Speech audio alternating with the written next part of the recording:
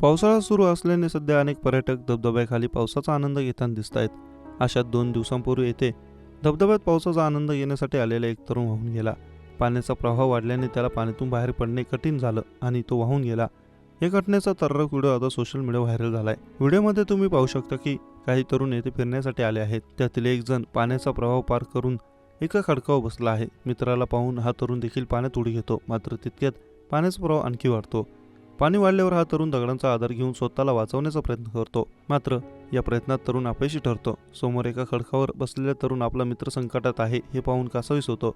पाण्याचा प्रवाह जास्त आहे आणि तो वाहून जात आहे हे पाहून खडकावर बसलेल्या मित्राला त्याला वाचवावं, मदत करावी असं वाटतं. मात्र पाणी जास्त प्रमाणात वाढल्याने त्याला हे धाडस करताही येत नाही.